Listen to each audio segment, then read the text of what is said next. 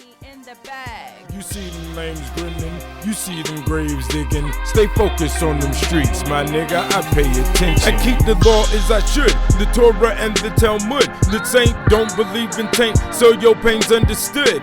We converse dollars over earth, keep the grain on the wood. Keep our women bisexual looking, goddess level good. That's class with a dash of some hood. The ingredients of businessmen and never know what with you see me in the invisible greedy gin with the sleazy grin, easy trigger hairpin. I let the games begin and judge like a referee and never let my grudges get the best of me. This the recipe of the nigga chef RG. For success I protest to never be employee. Nigga, I don't believe in stress. This yoga, tai chi, I ching. They got to come to the round table. That's right. With the God and Seti. Right. Black Pop. Hey, that's what I'm saying. Hey man, I got a presentation coming up. We ain't got the date set because we round tabling over right. here. We going together. Yeah. Okay, go ahead. You know, this kicked out of heaven, you know, the untold history of the white races from 700 to 1700 AD. We're gonna go, boy, going in on your master. Going in on your granddad. Yeah, on master other land. Yeah, you know, going in on master once again. You know? Nah, when I saw that meme, you remember that meme? When they blew up Britain, and I saw that meme where they said, Lord, they done blew up master other land.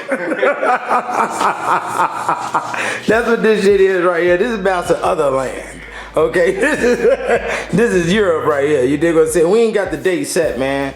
You know, this is a little short video. We over here, early bird, doing it. That's you know, right. getting ready to get big. Yeah, most definitely we gonna get together and this is right up my alley. Yeah, and I really wanna get down to some of the major topics of the book. Yeah, you know what I'm saying. So get back with me. Yeah. He gonna do the questionnaire and see what's happening here is I'm gifting. This is when you doing business. That's you right. Gotta gift. That's right. And I gift niggas who done put in the work, and he done put in the work with many documentaries, flying all across the globe, doing his lecturing. So this is gifting for men who put in work. This is for those who know me. You know what I'm saying? I gift niggas. This right up my You know what I'm saying? And there's a lot more coming, man. Especially for those who gonna help me out with the music and all of that. And the guys 720 all on Amazon. Keenan Booker all on Amazon. You can you know, put both names in the search engine and different products to pull up. That's you right. dig what I'm saying? So right. yeah, we making this real early. This ain't number 2-3 minutes, man. Let y'all niggas know how we do in Vegas, man. Early bird get the worm. That's right. You know what I'm saying? BangOnTheBeats.com. Yeah, BangOnTheBeats.com. He got tell him about the come ups. You got this. This is already installed, man. Oh man, July the 9th, I'm gonna be in Dallas. You know, Pan African Connection. Brother Robert West down there. I might even fuck his name. Right. So we just, you know, July 9th, you gonna be where? In Dallas, okay? Y'all look out and y'all put y'all go check it out and see what's going down, man. What you gonna be talking about? Oh man, the revolutionary history of ancient Kemet. Oh, okay. That's right. So the warriors. Yeah, the warriors and the conflicts. That's right. Right. So you know, that's what we're gonna be talking about, man. Y'all check out theguy720.com. Y'all check out Kicked Out of Heaven, Black Man's Bible. We doing it, all right?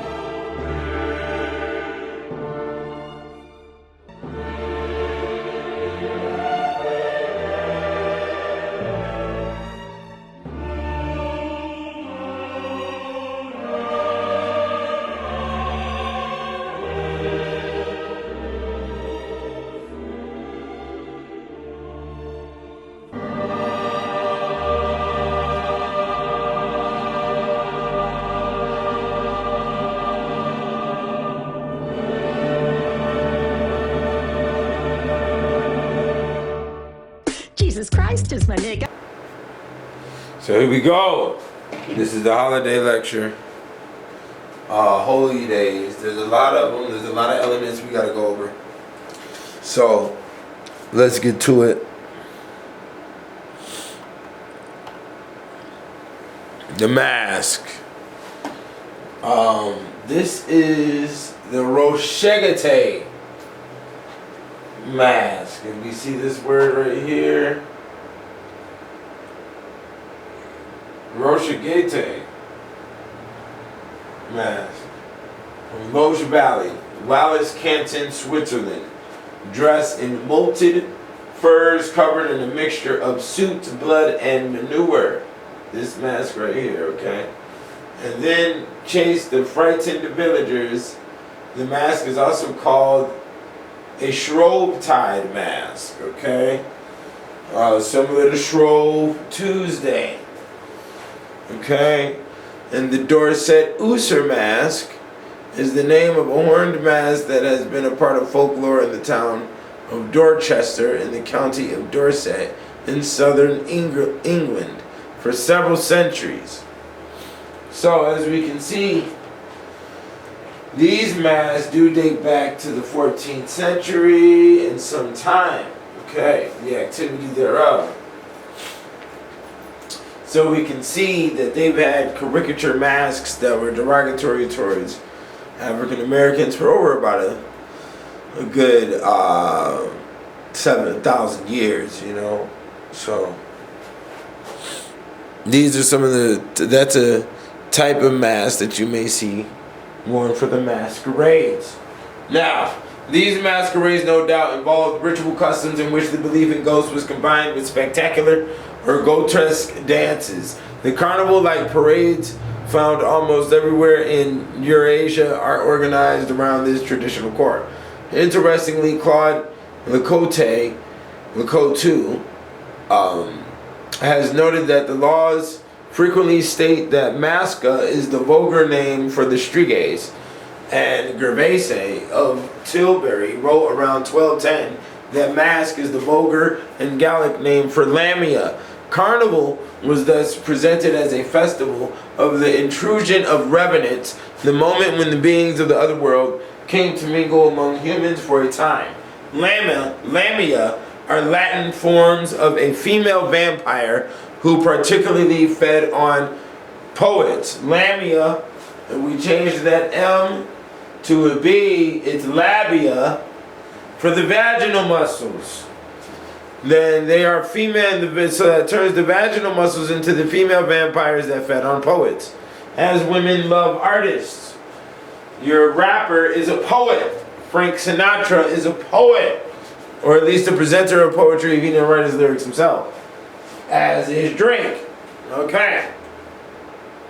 So, Carnival was thus presented as a festival of the intrusion of revenants, the moment when the beings of the other world came to mingle among humans. Okay. And these masks, okay, the masca is the vulgar name for the Striges. The Striges is the family genius name of the owl. The owl that would screech when flying by, and the Romans thought that these owls would usually screech after one had died. These owls would collect the soul of the individual that had passed. This screeching over time turned into the screaming of the woman, the yelling and the screaming of the witch, okay? Which is showing you the metaphysical transformation of the owl, the strigay, being turned into the female, which is also correlated with the masca, which is the mask. The mask, which shows the multitude of different faces. The mask, which is the multitude, which hides the personality and expresses other personalities, or no personality at all. Okay, so the mask is right here. It's stating that the mask is the doorway for the other side of for the other world and the beings that are in the other world to transfer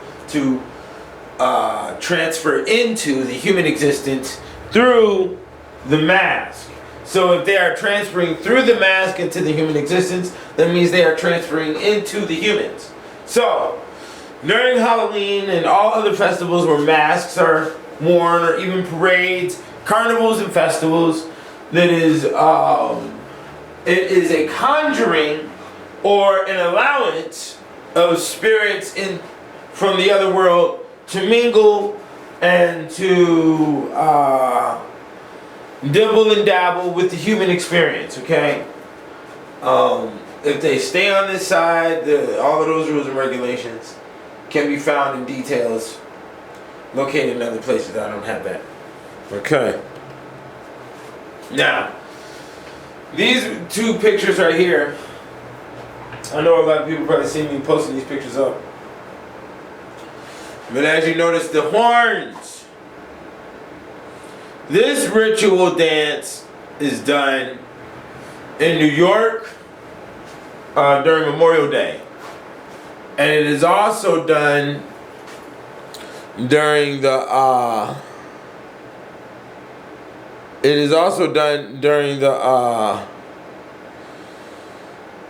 Mardi Gras, okay? And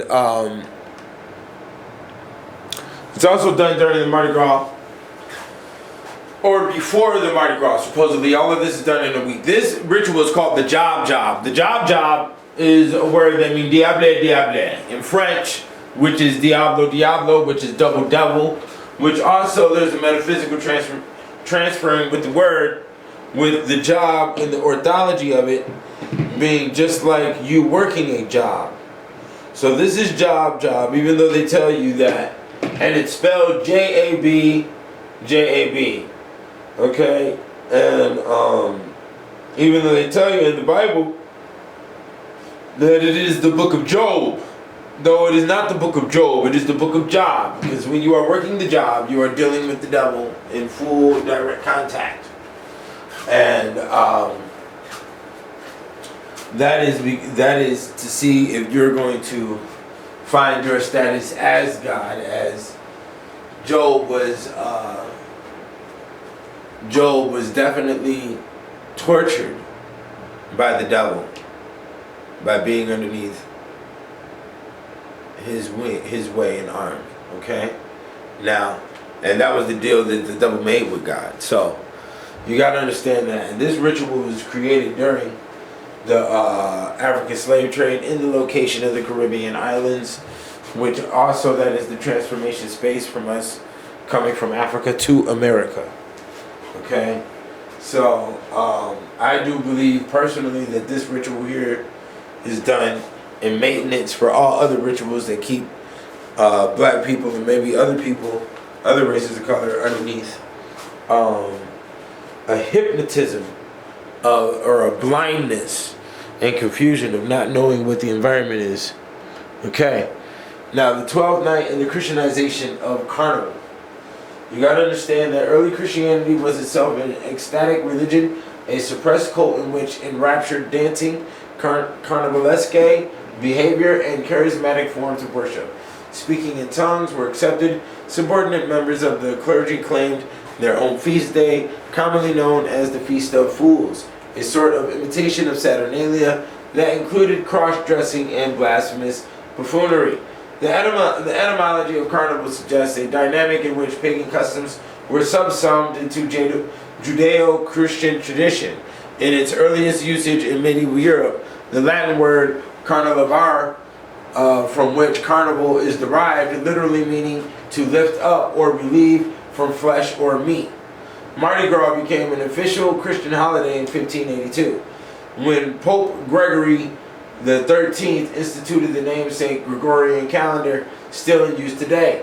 By recognizing Mardi Gras as an overture to Lent, the idea was for all the partying and foolery to be over with when it came time to observe the requisite austerities. Okay? Now,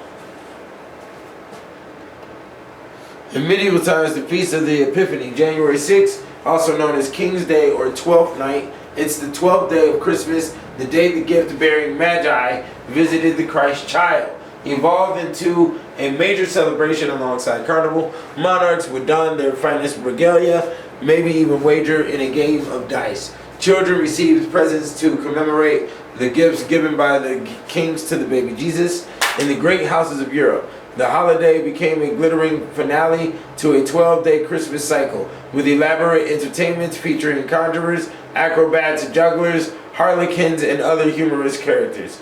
Notable among them, the Lord of Misrule, whose task was to orchestrate the festivities. The Lord of Misrule, the Pope of Fools, or the Abbot of Unreason, and he takes many other names in different regions of Europe and different countries and languages, okay? That is what you want to call the one who holds the baton of the marching band. He is the leader of the foolery of the night, and he is to not be disobeyed. If he is disobeyed, he can tax you, okay, and you will have to pay. Jesters in Carnival represent the license to poke fun with abandon. Just as jesters in the medieval courts of Europe could speak truth to power with impunity. In New Orleans at Carnival time, omnipresent jester imagery serves as a constant reminder that true Carnival customs involves the spirit of merry mockery and reverence for the wisdom of fools. Okay, so this is the spirituality behind the Mardi Gras, which is a Christian holiday, which I didn't know that until I studied this information. Mardi Gras and Carnival come directly from France. And to this day, even if they do have a carnival over there and Mardi Gras in France, we don't know anything about it. But we damn sure know about everybody getting naked down here in Brazil and over here in New Orleans. Because it's all about what the expose is and what's embedded in the ether. Even though the holiday is embedded in the ether, the cloak of who is doing it can be altered. Because it is the element that is embedded in the ether. And sometimes race can be attached to said element depending on how many minds agree upon the element.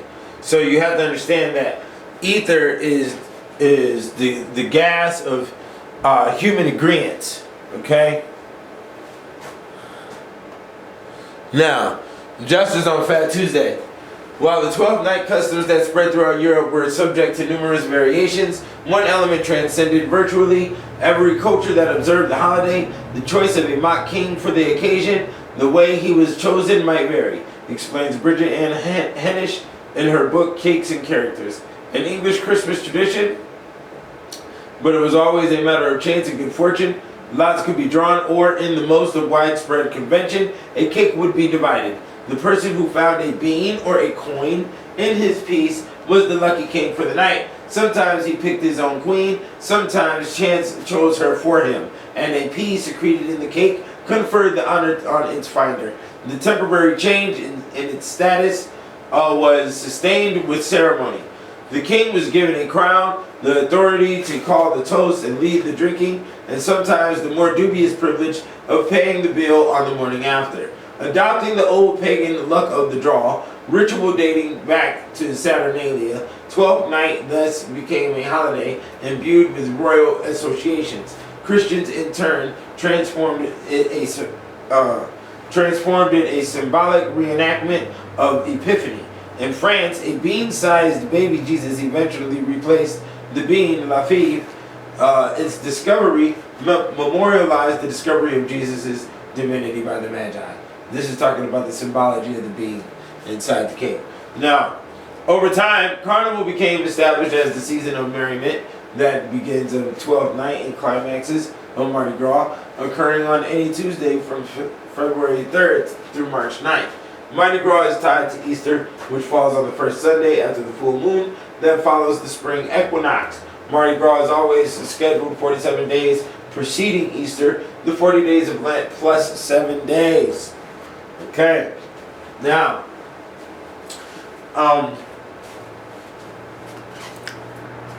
we must understand here that these holidays have 40-day loops in between all of them, okay? And the important thing here is the working of the fortune, okay? And the fortune is worked by the bean, okay? So when you have this bean that's in the cake like this, what's really going on here is they're working chance, and they're working chance into the system. So when you got lottery, and you know, the whole emotion of hope is being built for the human character, okay? That was going to be happening here in the future, okay?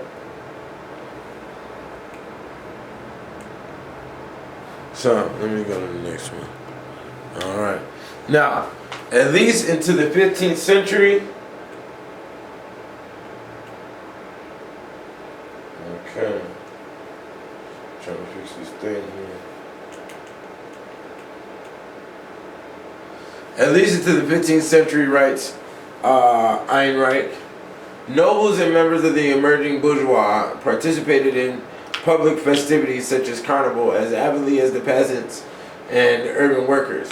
And the mixing of classes no doubt enhanced the drama and excitement of the occasion. They also partook in parallel private revels that had often been as uninhibited as the celebrations of the poor classes would get down. And that's one thing I have to respect about the dynamic here, is that everybody got down. Even the elite made sure that, well, this is in the early times, in the 1400s, 1300s, you know, 1500s, when the 1700s came around, that's when they started cleaning up their act. They started dividing their activities from the poor and the populace, okay? But in the early times, the kings and the queens would definitely come down and, you know, act out as if they were in the same position. They would forget all rankings. Everybody would forget all rankings, and everybody would be on one accord, okay? So, but yeah. But beginning in the 16th century, the upper classes began to distance themselves from the traditional free-for-alls, especially in France. Carnival began to take on a more menacing political aspect as an occasion for protest and the fermentation of rebellion. The upper classes, meanwhile, were becoming increasingly concerned with etiquette, the art of polite conversation and cultured entertainment, such as opera, ballet, and classical music. Regarding the rowdy public escapades of the hoi polloi as déclassé, if not vulgar, they retreated into more refined forms of carnival merriment, such as masquerade balls. Okay. The winter celebrations were perhaps the most abhorrent. The winter feast, once held during the middle of November, was moved to the end of December, so that both the Roman Saturnalia and the New Year festival of the calends of January were incorporated into the Christian festival of the Nativity of Christ. These three great pre-Christian festivals coincided more or less with the date of the greatest of all Christian celebrations, and not unnaturally. They influenced it very much, as they still do. All sorts of customs were enacted, like the hobby horse rites, which often involved the participants with beast masks, or the Feast of Fools and the Lord of Misrule. The Feast of Fools even became an ecclesiastical event, chiefly in cathedrals but also in monasteries. People wore caps bearing asses' ears, and you have to understand that whenever we're talking about the donkey or the ass, we're talking about Jesus, as Jesus rode the ass on the Good Friday, okay, and was being waved with palm leaves, okay. So that's a mockery of Jesus. People wore caps bearing asses' ears, perhaps a relic of animal sacrifice or a practice of the Roman period in France. The custom is remembered in the paper hats worn around the party table at Christmas. The traditional fool's cap was eared and sometimes also bore a cock's comb, and the fool wore bells and party-colored garments, all features of the Calendic Feast of Fools. Now, when they're talking about the fools wearing bells and the party-colored garments are the same colors that we use for Christmas today, where they were wearing red and they were wearing green in the jester clothing, and that is the same with the bells that are used with the reindeer and all of that. Okay, the bell ringing and all of that. Okay, now, the wearing of masks was a widespread custom at such ceremonies. These festivities survived its 12th night, with the Rey de Habas, the being king, the child appointed to rule over the activities. Mock masses, the worship of an ass upon the altar, and other unseemly acts in churches were, needless to say, grounds for high ecclesiastical disapproval. Yet they continued at least until the 15th century, and one wonders how willing a part the local priest, whose living and popularity depended on the goodwill of his flock, played in such harmless, but to a Christian utterly blasphemous merrymaking. It has been suggested that the church turned a blind eye to carnival during the 12th century, knowing that under the pressures of life, men needed a safety valve, and that in any case, after a period of unfettered license, they returned more joyfully to the service of God.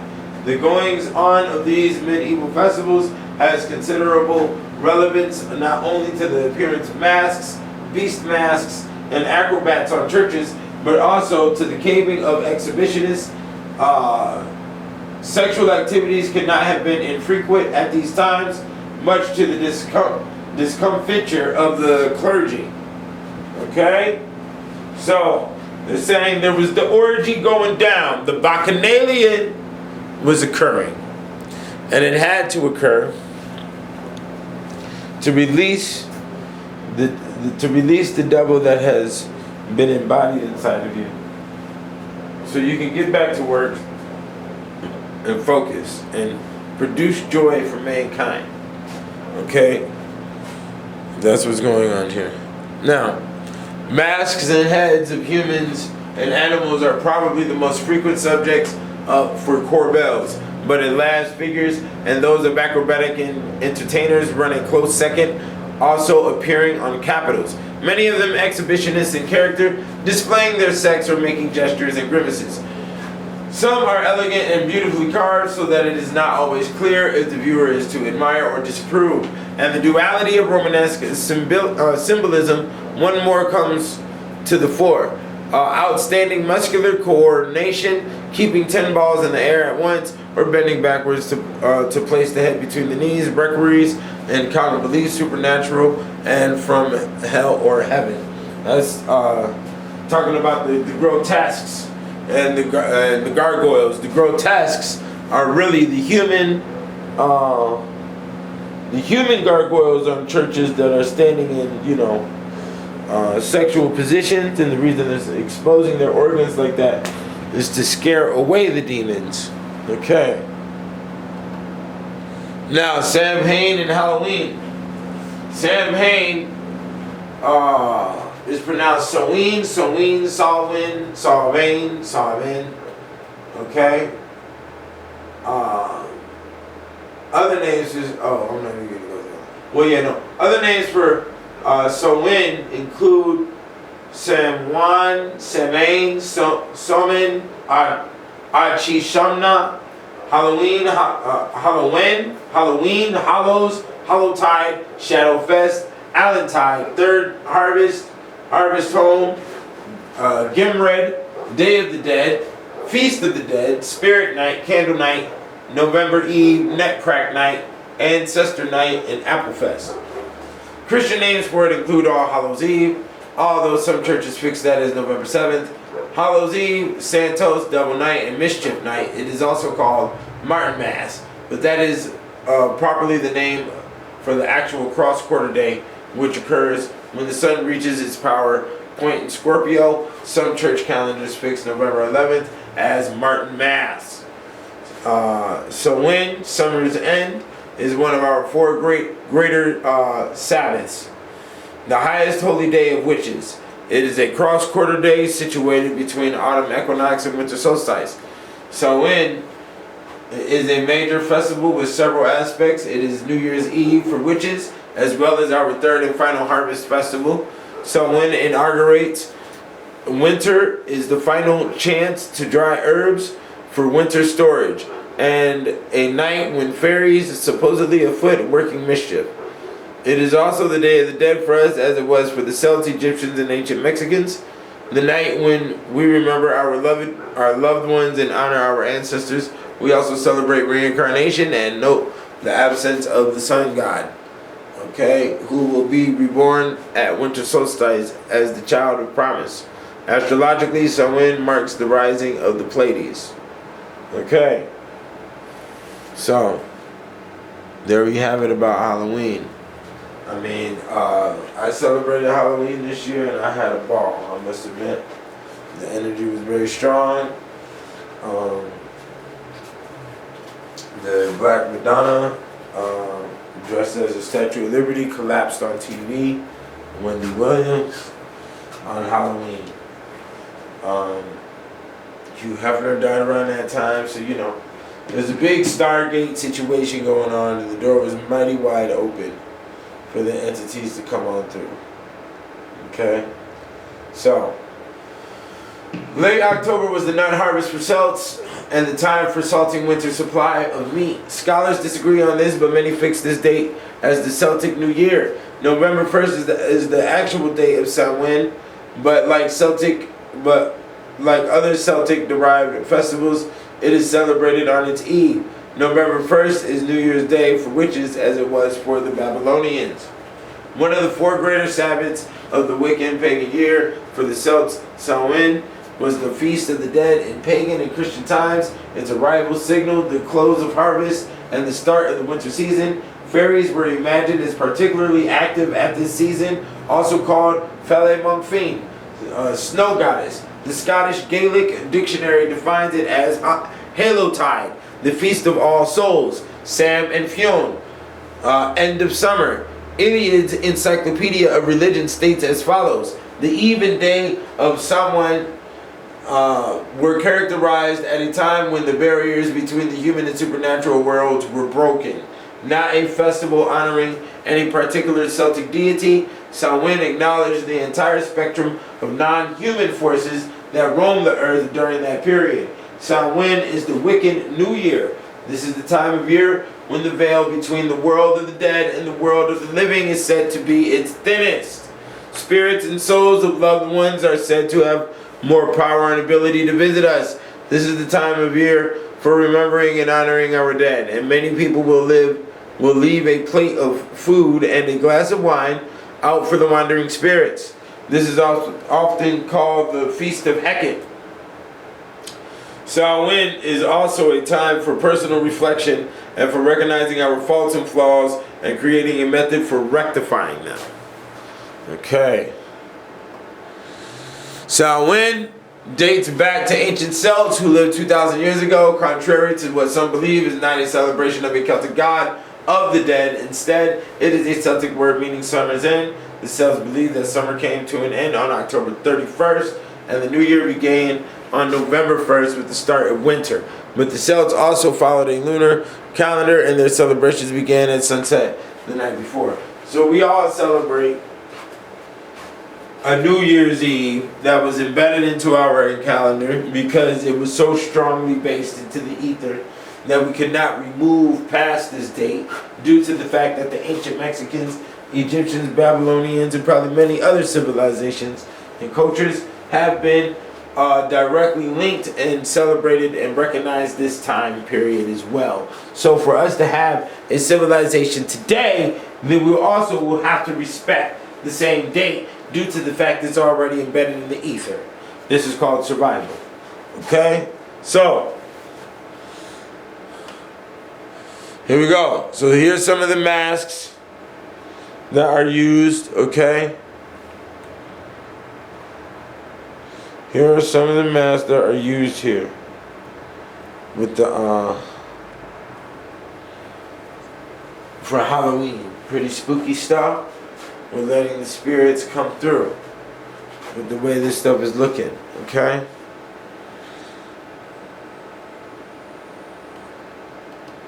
So, okay. Already did that. Okay. At sunset on October 31st, clans and local villages begin the formal ceremonies of Samhain. By lighting a giant bonfire, the people would gather around the fire to burn crops and animals and sacrifices to the Celtic deities. It was a method of giving the gods and goddesses their share of the previous year's herds or crops. In addition, these sacred fires were a big part of the cleansing of the old year and a method to prepare the coming new year.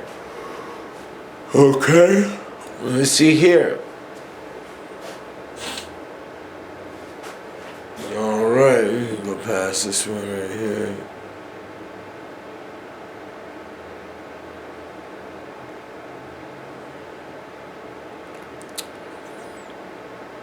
Okay. At the same time, Pope Boniface the Fourth consecrated the Pantheon at Rome to the Blessed Virgin and all the martyrs. This was celebrated in the West from May 13th, 609 to 610. Pope Gregory III, 731 to 741, during an oratory in St. Peter's for the relics of the holy apostles and of all saints, martyrs, and confessors, of all the just made perfect who are at rest throughout the world, moved All Saints' Day to November 1st. This is further confused by the early Irish churches who did not celebrate All Hallows' Day on November or May, but rather in early spring on April 20th during the Flair of Oengus and the Martyrology of Talat. Okay? A festival of All Saints was already widely celebrated in the days of Charlemagne in November, but it took a decree at the insistence of Pope Gregory IV to all the bishops that the celebration be confirmed on November 1st. Okay?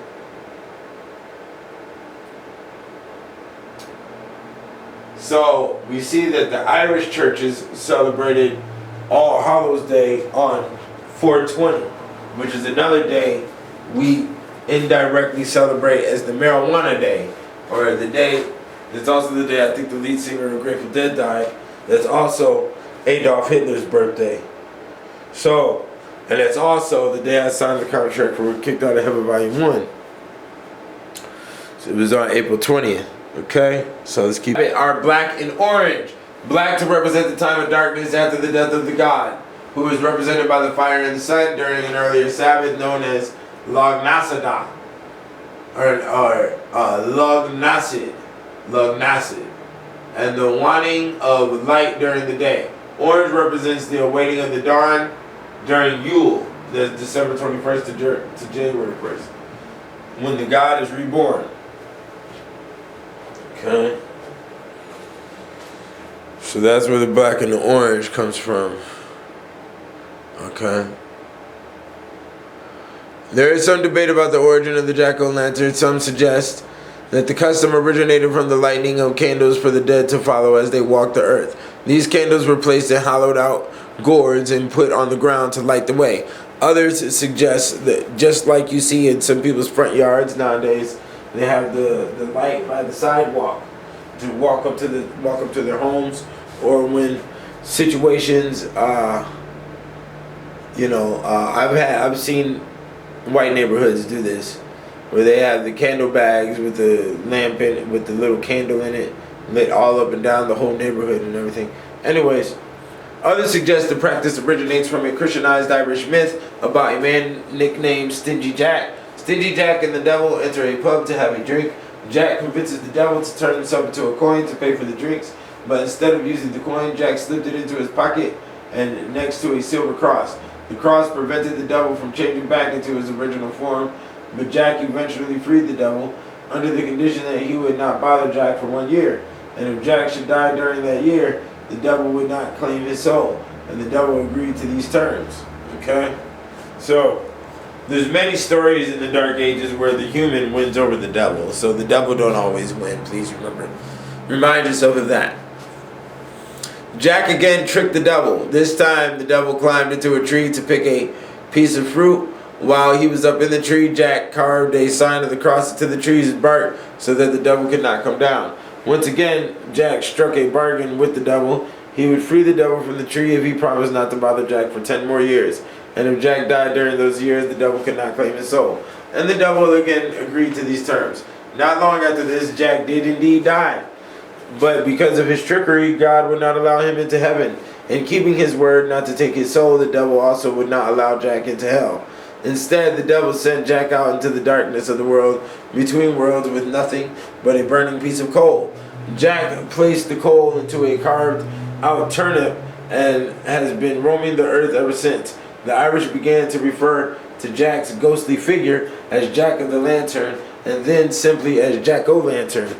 The Irish and Scottish people began making lanterns by carving scary faces into turnips or potatoes and placing them into windows or near doors to frighten away the wandering evil spirits. In England, large beets were used. Immigrants from these countries brought the tradition to America, where they found the pumpkin, a fruit native to America that made the perfect jack-o'-lantern. Okay. So, that's where the jack-o'-lantern comes from. Okay. This is another layer of the jack-o'-lantern. The phosphorescent light frequently seen moving in the air over marsh places.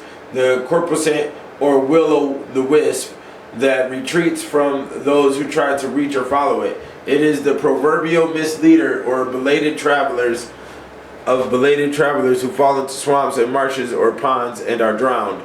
It is also often called ignis fatuus, foolish fire, the implication being that only a fool would follow it, and that the light is foolish to flee from a fool. And in Lancashire folk speak, it is called either jack-o'-lantern or peg-o'-lantern of German folklore. Especially in Lower Saxony is the dicky potent. This is often the soul of someone condemned thus to wander for having moved or disregarded a boundary mark. In Ireland, the phenomenon is variously known as Tiansionic, the foxfire, the Tianside, the fairy fire, the Sinan Gaelig, the Jack of the bright light, Lion na Lasog, the William with the little flame, etc. It is commonly believed to be the wandering soul of one who has been refused entrance into both heaven and hell. He often terrifies night travelers. Sometimes he warns them. He is famous for leading them astray, but has been known to direct those in trouble. Okay, so they're talking about a light that would hang over the swamps that people would chase and would disappear when you chased it. Okay. First and foremost, Samhain, the Halloween pose an existence of an other world which should not be confused with the world of the dead or with hell or heaven. The Samhain otherworld, the source of meaning for all the Samhain rites and myths, is inhabited by fairies and revenants. As with the 7 other major dates of the calendar, Samhain and Halloween make it possible to establish a dialogue with the otherworld by authorizing the emergence of a more or less dangerous magic link to a reversal of the seasons and a kind of fracture in time. Okay. At the Feast of Samhain, which was the Celtic New Year, when one looked both forward and back on a day which belonged to neither year, the boundaries between the world of the living and that of the gods and the dead were blurred. Similarly, in Christian times, those who have died and perished during the year walk in procession to the graveyard on All Souls Day before returning to the earth. Symbolically, at this end and beginning of the year, the Lord of the Dead and the Dark Goddess unite to ensure that the earth will once more be fruitful after the dead season, when they will re-emerge as the new light and blessed greenness of early February. The church's calendar for the period of Samhain includes, as well as All Saints and All Souls, the following feasts: Christ the King, the Holy Relics, St. Hubert, the Wild Huntsman of the Ardines, the Black St. Martin de Porres, St. Malachi of Armagh, St. Flower. St. Flower is a black saint, and a number of others with Merovingian, Teutonic, and Black Virgin associations. St. Hubert is the saint over the huntsmen and over hunters. And he is the one with the stag and the cross in the forehead, the Jägermeister. Okay? So you gotta watch out for that symbol. That stag is the Christ cock. Okay? Saint Nicholas. He looks like a black man to me. I didn't do that. So this is a Russian painting, by the way. Saint Nicholas, one tells how during a terrible famine, a malicious butcher lured 3 little children into his house where he killed them, placing their remains in a barrel to cure, planning to sell them off as ham. Nicholas, visiting the region to care for the hungry, not only saw through the butcher's horrific crime, but also resurrected the 3 boys from the barrel by his prayers. Another version of the story, possibly formed about the 11th century, claims that the butcher's victims were instead 3 clerks who wished to stay the night. The man murdered them and was advised by his wife to dispose of them by turning them into meat pies. The saint saw through this and brought the men back to life. So here's another story of a saint raising some individuals from the dead, which supposedly, to our knowledge, only Jesus was supposed to be able to do that. So that's very interesting, I think. Okay. Saint Nicholas became the model for Santa Claus, whose modern American name comes from the Dutch Sinterklaas itself, from a series of elisions and corruptions of the transliteration of Saint Nicholas. When the Dutch originally came to America and established the colony of New Amsterdam, they brought the legend and traditions of Sinterklaas with them. The New Amsterdam Dutch later shortened Sinterklaas to Santa Claus. Saint Nicholas confirms his pagan ancestors' aspect of abundance. In Siberia, Mykola is a god of both harvest and the beer that is linked to drunkenness. The Russian verb Nikolitsa means to get intoxicated. As part of the posterity of Mykola, Nicholas was subsequently Santa Claus have become carnivalistic figures who distribute abundance during the heart of winter. Abundance and drunkenness. So this is showing you that through Saint Nicholas, both elements of drunkenness and giving of the gifts and being abundant is interwoven into his character and dynamic. And that is part of the reason why drunkenness is part of Christmas now. And we will be also seeing this through the many other phases of, through the many other holidays that I'll be talking about on this film. And that's inclusive with Halloween. So after Halloween we just talked about, they also, as you know, intoxicants are a mandate. And the reason being is the liberation of the mind and the weakening of the spirit and the weakening of defense allows many things to manipulate and to enter into your zone through the lack of comprehension. So that is the same case. That's the case with the All Hallows Eve. That is the same case here with Christmas. Now, Sinterklaas is based on the historical figure of Saint Nicholas, a Greek bishop of Myra in present-day Turkey. He is depicted as an elderly, stately, and serious man with white hair and a long, full beard. He wears a long red cape or a chasuble over a traditional white bishop's alb, and sometimes red stola, dons a red mitre and ruby ring, and holds a gold-colored crosier, a long ceremonial shepherd's staff with a fancy curl top. He traditionally rides a white horse. In the Netherlands, the horse is called Amerigo, and in Belgium, it is named Sletweer Vandag, meaning bad weather today. Sinterklaas carries a big red book in which is written whether each child has been good or naughty in the past year. So in the Netherlands, the horse is called an Amerigo. That's very close to America, but anyways. Sinterklaas is assisted by many mischievous helpers with black faces and colorful Moorish dresses. These companions are called Zwart Piets, Black Piets. Zwart Piet first appeared in print as the nameless servant of St. Nicholas and Sint Nicholas and Ziennecht, St. Nicholas and his servant apprentice, published in 1850 by Amsterdam schoolteacher Jan Schenkman. However, the tradition appears to date back at least as far as the early 19th century. Okay? It was the early 1800s when they made all of Santa's elves are originally black Moors. Okay?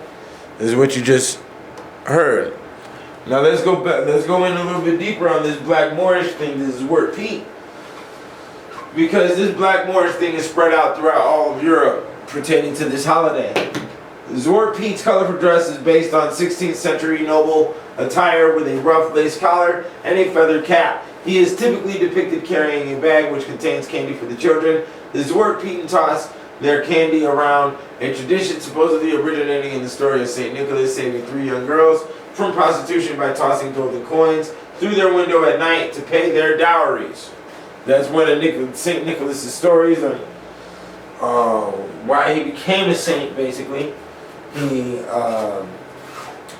There was some women being forced to be married, and they had to go into prostitution in order to get married. And that used to be the case in a lot of in deep levels of old Europe.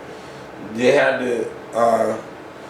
to prostitute themselves to get a dowry, to make enough money for a dowry to basically buy a husband. Okay. Traditionally, he would also carry a birch rod, the Dutch roll, a chimney sweep's broom made of willow branches used to spank children who have been naughty. Some of the older Sinterklaas songs make mention of naughty children being put in Zwart Piet's bag and being taken back to Spain. This part of the legend refers to the times that the Moors raided the European coast and as far as Iceland to abduct the local people into slavery. This quality can be found in other companions of St. Nicholas, such as Krampus and Pure Futert, in modern versions of the Sinterklaas feast. However, Zwart Piet no longer carries the role, and children are no longer told that they will be taken back to Spain in Zwart Piet's bag if they have been naughty. Traditionally, Zwart Piet's face is said to be black because he is a Moor from Spain. Today, some prefer to say that his face is blackened with soot because he has to climb through chimneys to deliver gifts for Sinterklaas. Okay? But we know the truth. Now, here goes Grilla. Okay? Grilla was not directly linked to Christmas until the 17th century. By that time, she had become the mother of the Yule lads, or like the Yule log that gets burned during Christmas. There's a lot of stuff with the Yule, the Yale. The Yale is a mythical character that's talked about in volume 2. Okay, but anyways. By that time, she had become the mother of the Yule lads. Terry Gunnell hypothesizes that the medieval custom of dressing as Grilla may be related to other visiting traditions, such as the Jule buck or the Yule goat, and that her name may mean threat or threatening. She has the ability to detect children who are misbehaving year-round. During Christmas time, she comes from the mountains to search nearby towns for her meal. She leaves her cave and hunts for the children. She devours children as her favorite snack. Her favorite dish is a stew of naughty kids for which she has an insatiable appetite. According to legend, there is never a shortage of food for Grilla. Okay. Another weird Christmas entity of theirs in their folklore stems back to Iceland. Now, in folklore, Krampus is a horned, anthropomorphic figure described as half goat, half demon, who during the Christmas season punishes children who have misbehaved. In contrast with St. Nicholas, who rewards the well-behaved with gifts. Krampus is one of the companions of St. Nicholas in lands including Austria, Bavaria, Hungary, Slovenia, and northern Italy. The origin of the figure is unclear. Some folklorists and anthropologists have postulated its pre-Christian origin. In traditional parades and in such events as the Krampuslauf, in English means the Krampus run, young men dressed as Krampus participate. Such events occur annually in most alpine towns. Krampus is featured on holiday greeting cards called Krampuskarten. There seems to be little doubt as to his true identity, for in no other form is the full regalia of the horned god of the witches so well preserved. The birch, apart from its phallic significance, may have a connection with the initiation rites of certain witch covens. Okay? Notice the word covens for witch, covent for nun. Okay? Rites which entailed binding and scourging as a form of mock death. The chains could have been introduced in a Christian attempt to bind the devil, but again, they could be a remnant of pagan initiation rites. This is what the Krampus looks like, the horned god of the witches. Krampus carries chains, thought to symbolize the binding of the devil by the Christian church. He thrashes the chains for dramatic effect. The chains are sometimes accompanied with bells of various sizes. The more pagan origins are the rootin bundles of birch branches that Krampus carries and with which he occasionally swats children. The rootin may have had significance in pre-Christian pagan initiation rites. The birch branches are replaced with a whip in some representations. Sometimes Krampus appears with a sack or a basket strapped to his back. This is to cart off evil for drowning, eating, or transportation to hell. Some of the older versions make mention of naughty children being put in the bag and taken away. This part of the legend refers to the times that the Moors raided the European coast and as far as Iceland to abduct the local people into slavery. This quality can be found in the companions of the Nicholas, such as Lord Pete. Now, so here it is, once again, the horns, the Moors, the devil. And as not when I was little, I've never been hit with the switch, but I've heard of many cases of children having to go get the switch for their parents so they can go get beat. This would be a similarity to it, except for I'm pretty sure the switch that you went and got wasn't a birch. Okay? The day adopted by the church as the anniversary of the birth of Christ was the day of the winter solstice, December 25th, which the Romans celebrated in connection with the worship of the sun god Mithra. Wherefore it is called Dies Natalis Solis Invicti, the birthday of the unconquered sun. The festival of December 25th is of solar and not of Christian origin. Christmas clearly belongs to an enchanted time that allows the other world to break into and enter the human world once again. The Christian translation of this set of myths allows the archaic memory that orients this holiday to poke through to the surface. In truth, Christianity extended paganism by introducing another kind of logic into the pagan elements and preserved or by scattering the exploited symbols of myth over the wheel of time. The Wheel of Time is in volume 1. Okay? The medieval chronicles in Latin offer a quantity of facts that the authors sometimes relate to a ritual date with mythical value. In the Norman Chronicle of the 11th century, there is, for example, the encounter with the Messene Harlequin, a parade of revenants led by a sinister, club-wielding figure. Behind him who is concealed a major deity of the other world. This procession is very precisely placed on the night of December 31st into January 1st during the calends of January, which are well known for their superstitions. Okay? Thus, it seems entirely natural to fix the nativity of Christ on this night of the mothers, or night of the fairies, on which the birth of profane heroes was already celebrated. The setting of Christmas on December 25th seems a clear association with the pagan custom of attaching the fairy repast to the birth of an exceptional individual. Indeed, many rites of Christmas find mythical counterparts in the folk memory associated with this predestined date with the world of fairy. Okay? Santa Claus is nothing other than the benefit figure of the wild man, the fairy figure from the other world who periodically visits men to give them gifts. And as you see, this is also once again back to the deer, the buck, the reindeer antlers is definitely the symbol of Christmas because it is the good gift and it is the feel-good vibration, which I'm not going to go into too deep on what that is. Okay.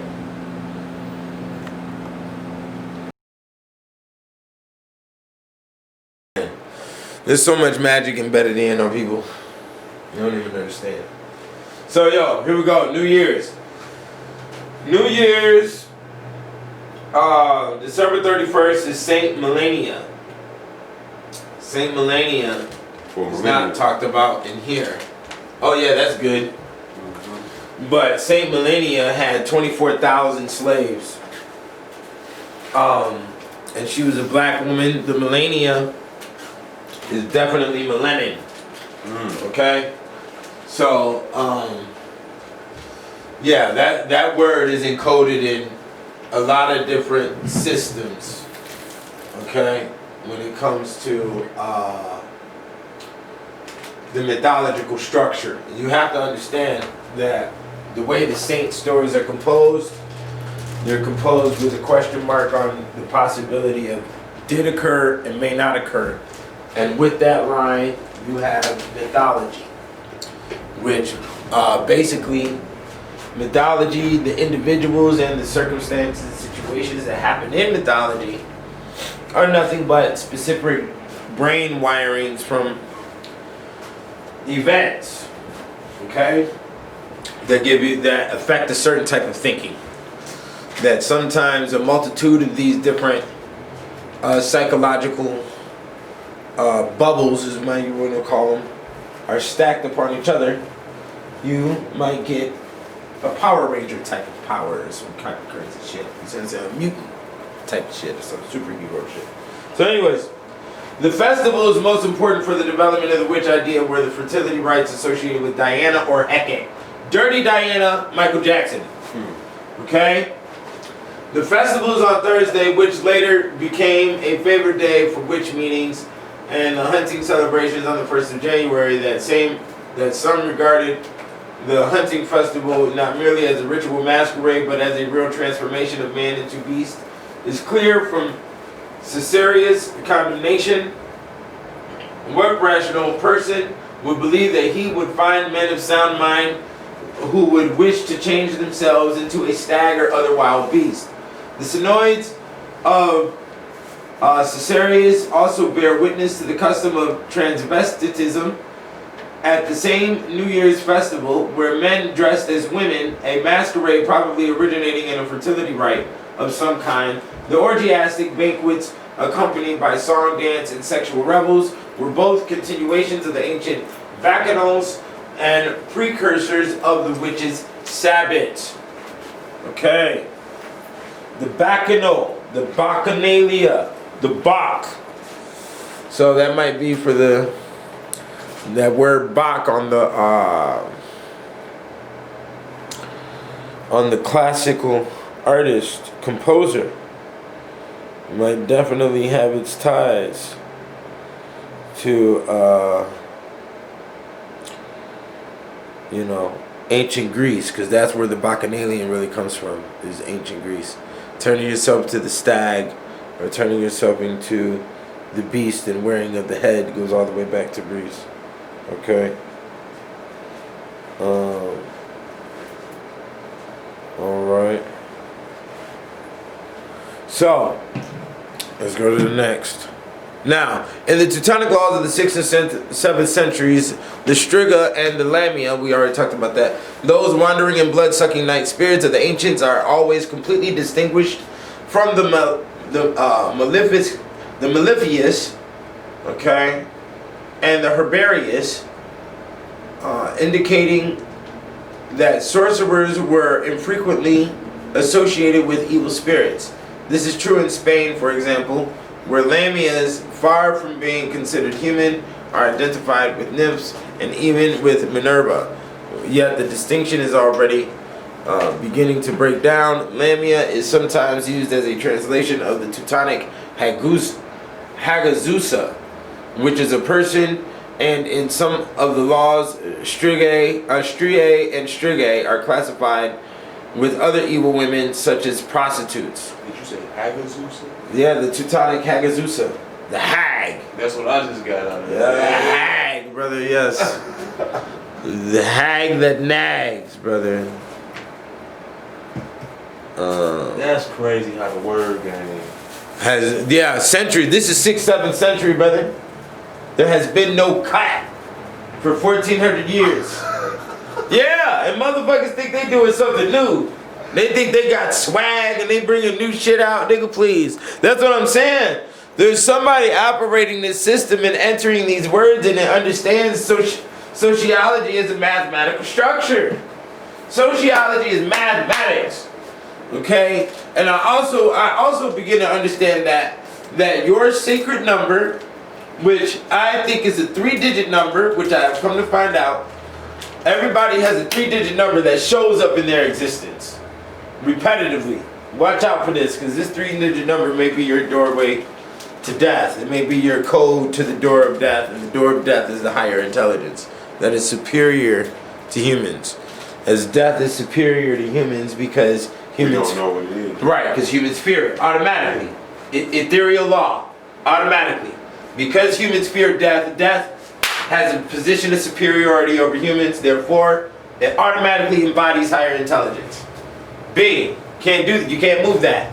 You see what I'm saying? So, boy, y'all niggas gonna love that ethereal law book. When I write that shit, woo! Yo, oh my God. Okay, so have you celebrated the calendar of January according to pagan customs?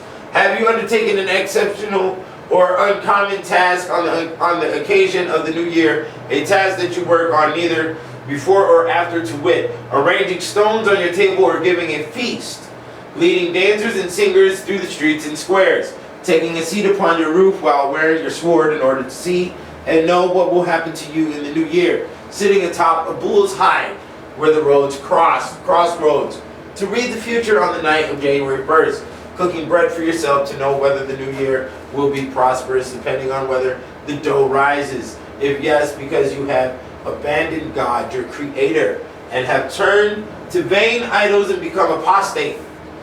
You will fast on all the official days for 2 years. Okay, so we're talking about all the rituals that was done on New Year's night in order to see the future. In order to, and that would correlate to our,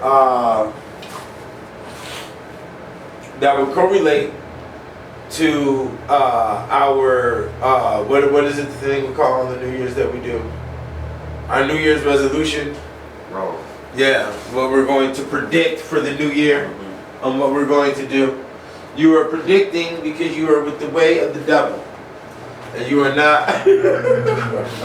You are not with the Lord, and you do not have faith in His guidance. You see how this shit works, and you don't even know you've been doing it. Our generation, as I said in the last DVD, our generation has been doing tons of rituals to the devil, and we didn't even know it. Just by watching simple cartoons and doing dances and singing certain songs. And chapter 104 offers this. Have you done like some during the calendar of January, the 8th day of the Nativity? During this holy night, they spin, weave, sew, begin all manner of works at the instigation of the devil on the occasion of the new year. If yes, you must fast 40 days on bread and water. Okay.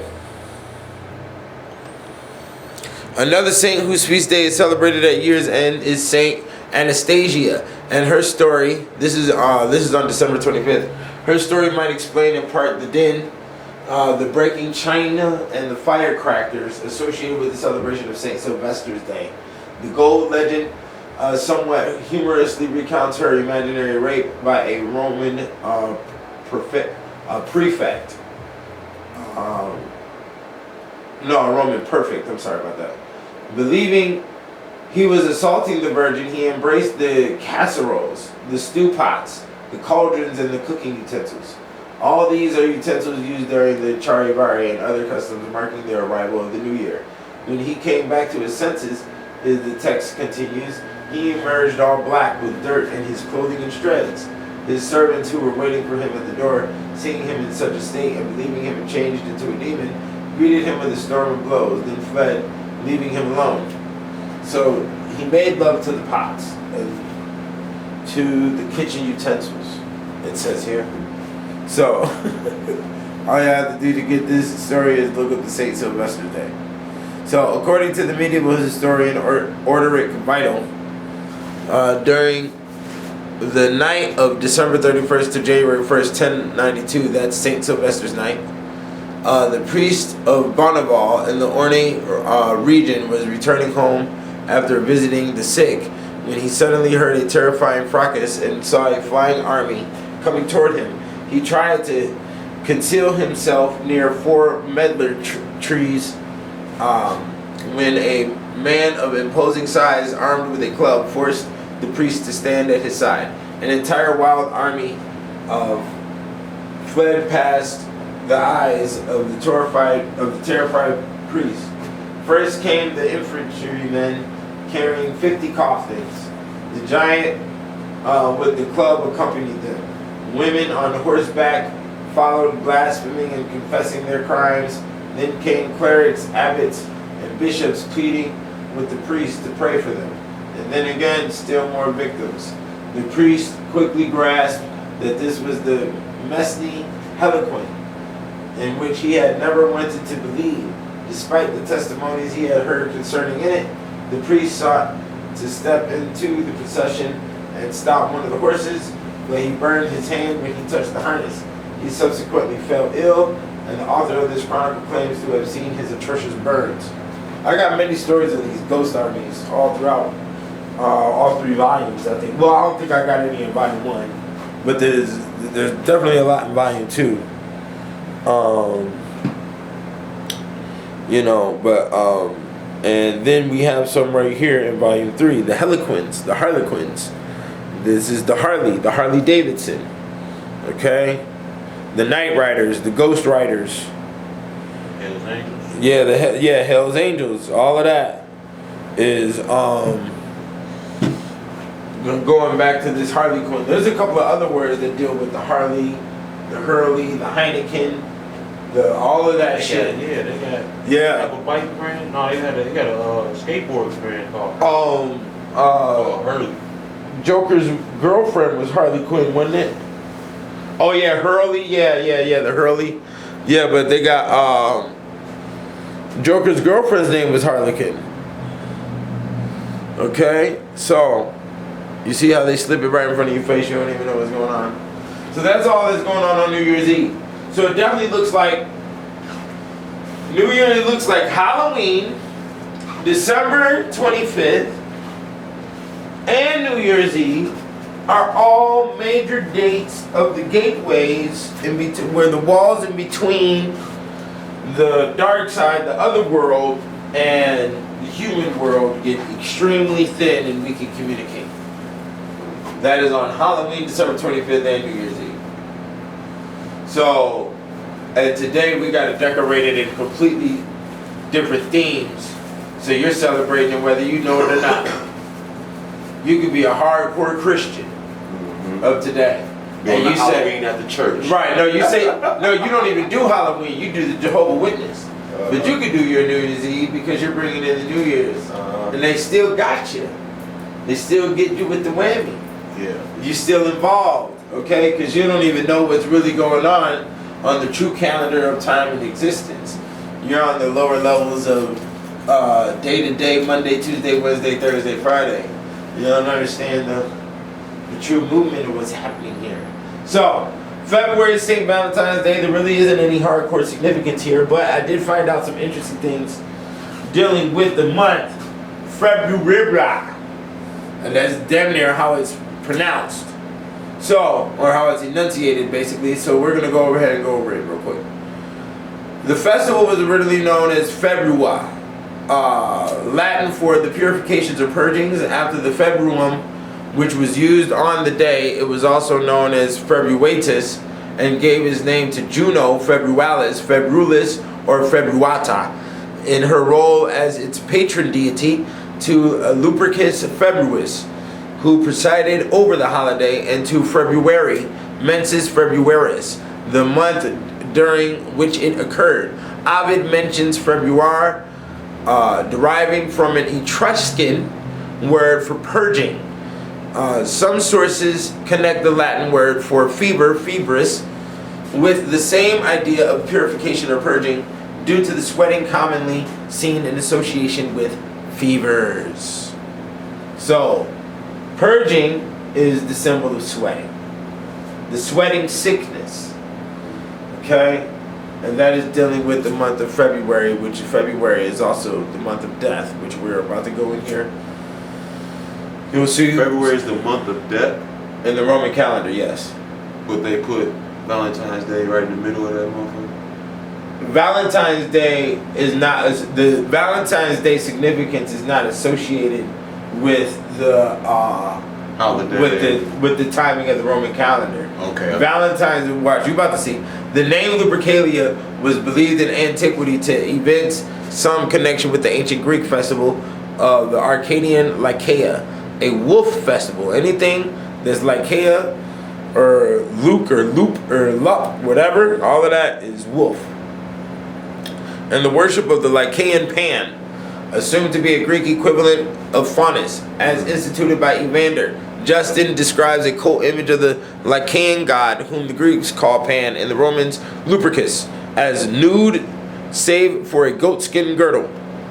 Okay, the February was ancient and possibly Sabine.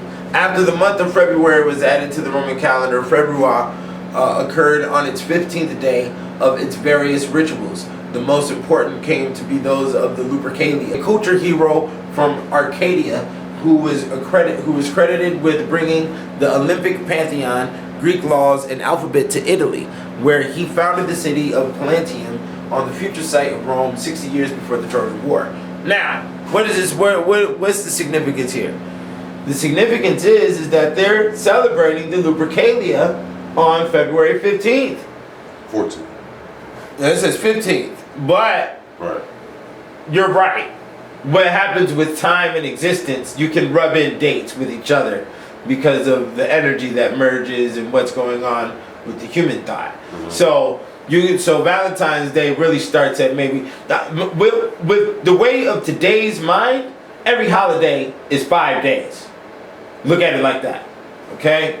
So what happens is the first day, small vibration, second day, larger vibration, third day, maximum orgasm, fourth day, come down, fifth day, goodbye, sixth day, back to normal, okay? And that's how you can look at the vibration for all of the holidays. You dig what I'm saying? So with this being Lupercalia being celebrated on the 15th, and our Valentine's Day today is on the 14th, you can rub this shit. Now this is a ritual for a wolf. So what is that doing with our Western culture? That's merging in the wolf with the love principle. Bestiality? No, it is giving man the ravaging energy. Men are supposed to be ravaging wolves on women. Oh. Yeah, That's through the love trickery of chocolates and hearts. Right. So here we go. So it's not really that we ramped up on romance with our women. It's a season that we kind of going through, is what you're saying, or of ritual. No, this is a day of expected trickery where you are to be a wolf, and the night is to end in wolf ravaging. Yeah. Get it? And we're going to watch how the animalism of that love trickery slips in, because it don't even come through the mammalian door. It comes through a whole different animal kingdom. Watch this shit. So Pope Galatius first, claiming that only the vile rabble were involved in the festival, sought its forceful abolition. The Senate protested that the Lupercalia was essential to Rome's safety and well-being. This prompted Galatius' scornful suggestion that if you assert that this rite has a salutary force, celebrate it yourselves in the ancestral fashion, run nude yourselves that you may properly carry out the mockery. So there it is, the statement that states the Lupercalia has something to do with running, which is aggression, and nude, which is sexual. That's all we need. We don't need anything else. To carry out the mockery even makes it more questionable. That one sentence locks the magic you need. So the remark was addressed to the senator Andromachus by Galatius in an extended literary epistle that was virtually a diatribe against the Lupercalia. Galatius finally abolished the Lupercalia after a long dispute. But the fact that it was going down socially this hardcore don't need an extent of 300, 400 years of activity to embed inside the ether. Due to the fact that the activity was this hardcore versus the other side of the balance of where we live today, it could go on for 100, 200 years and it's locked. As it's locked in the energy of the element. You see what I'm saying? So here we go. Boom. In ancient Roman religion, February, whose name means purifier, was the god of purification. I said that before. He was also worshipped under the same name by the Etruscans as the god of purification and also the underworld. For the Etruscans, February was also the god of riches, money, gold, and death. There it is. So, money, gold, and death is intertwined. Hip hop. Black History Month. Okay? Both connected to the underworld in the same natural manner as with the better known Roman god Pluto. Febris may have become the Roman Febris, goddess of fever. Febris in Latin means fever and malaria. So, there's another layer to the word which brings the sickliness to Flu season, right? the Black History Month. That's another metaphysic, huh? The flu shot. Yeah, there's a metaphysic. These are possibly, oh yeah, the malaria is, ain't that the mosquito? No, was that this mosquito? Yeah. That was the African shit. The African, the Black History Month, the African mosquito, boom, boom, it's all linked in. They link it all in, all kind of crazy shit. These are possibly connected with the sweating of fevers, which was considered a purgative washing and purification process. Febris is possibly named in honor of the more ancient Februa, also Februalia, and Februatio, the spring festival of washing and purification. Febris holy month was Februarius of Februa, hence English February, a month named for the Februa Februalia, spring purification festival which occurred on the 15th of that month. Purification is after the Valentine's Day. So due to the fact that we are beginning, so if there's a purification on the 15th, that means we are filthy on the 14th. So if we are doing the filthy practice for St. Valentine's Day, and nobody in America knows about the purification day of the 15th. Huh? So what does that mean? We stay filthy then? Yo, this is what's going on. These spring purification activities occurred at about the same time as Lupercalia, a Roman festival in honor of Faun, and also the wolf who nursed Romulus and Remus, during which expiatory sacrifices and ritual purifications were also performed. Because of this coincidence, the two gods, Faun and Febris, were often considered the same entity. Okay. So, the story of St. Valentine's Day. So you see all of that shit that was wrapped in on the day, that's on the Roman level. I had to merge that in because it has a lot of base principles to deal with what's going on and what we find on the medieval level, which deals with a different animal and the connection in between the two. So, and the Saint Valentine himself, who was beheaded in 270, ain't that odd? He was beheaded in 270, and volume 2 is published on this date, February 14th, 2017. On February 14th, 270, St. Valentine was beheaded.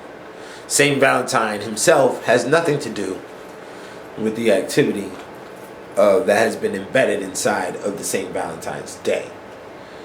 But the name has been added because of its romanticism inside the vibration of the word connected with it. And then plus there is a beheading, so we're dealing with a lot of blood. This would be the blood dedication, I guess, towards the whole scenario, because everything else is mentioning purification.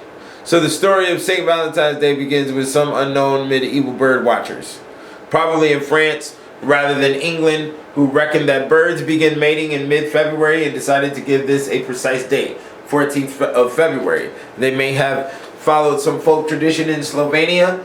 This is still said to be the first day of spring when plants start growing and birds mate. As was normal at that period, they expressed the date as the feast day of a saint, and the Catholic Church every day in the year celebrates at least one saint. And for a public who had no printed calendars, it was easier to remember dates by names than by figures. It happens that 14th of February is dedicated to one or other two early Roman martyrs, both named Valentinus, believed to have died on that date. This does not mean that there is anything to link the martyrs themselves to birds or to human love. It is arbitrary chance that their name appears, and if the bird watchers had picked on the 15th, St. Faustinius Day, rather than the 14th, we would be now sending one another Faustines as love tokens. That's not necessarily the case.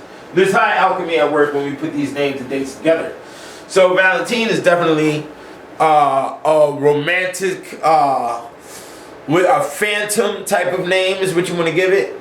But the true energy behind it, which may stem from other practices underneath that name during the European times, and it was just attached to it, you see what I'm saying, could give it more significance. But the fact is that the romanticism of the St. Valentine's Day is based upon the activity of birds. This is also relative to why the letter sending and the note sending of the St. Valentine's Day practices, which does stem back to medieval times and the wishing of a mate and the wishing of somebody to love and all of that, which when you flip through your brain with all the medieval and old European stuff you've always seen that. You've seen the girl talking about, oh my love, my sweet love that's over here, and are you gonna love me forever? These motherfuckers really in that type of mind frame. They was really trying to, they have a real high yearn to feel. They have a high yearn to feel. So it doesn't matter what activity you see them doing, whether that's tattooing, you know, the crazy sexual shit, the drama, the fighting, arguing, you know, they need to feel. They need to feel the liquor. They need to feel that the fanaticism. Yeah, the feeling lets them know existence is real. There's something here. You know, if they're not feeling a drunkenness, a high, a pull from a cigarette, you know, if they're not feeling a fucking squirrel they ran over 3 o'clock in the morning, if they're not feeling me, they don't conclude existence to be anything, and then that's when they come out with the AK, ready to fucking shoot up the whole goddamn school. You see what I'm saying? The Mandalay Bay. Right. Okay. Yeah, the Mandalay Bay. Right. So here goes St. Valentine's head. This is supposedly his real head. Okay. In Perns, the game's celebrated twice a year. On the 24th of January and St. Bartholomew's Day, included a men's foot race, wrestling matches, and competitions in jumping, crossbow shooting, and archery, after which there was a foot race for the public women, followed by one for children. Let me stop right there. The public women is stating prostitutes. So if they're having a race through the town, let me show you some quick magic real quick, some ethereal magic. If they're having a race through the town and they make the prostitutes run through the town before they make the children run through the town, what are they doing? They're making the fertility. They're trying to ensure that the children will be able to fall in love and produce babies later on and be able to communicate with the opposite sex and all that other shit by running through the town after the prostitutes who carry a heavy sexual and human union vibration within their whole system. After they run through the town, you make the children run through the town.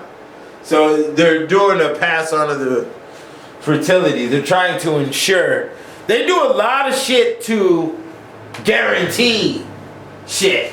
They do a lot of type of this shit to you know, to make a high probability that the desired result is going to propagate. You understand? And I hear what you're saying. I've been watching, like I said, I'm watching that Viking show. They just did this sacrifice episode during the first season and shit.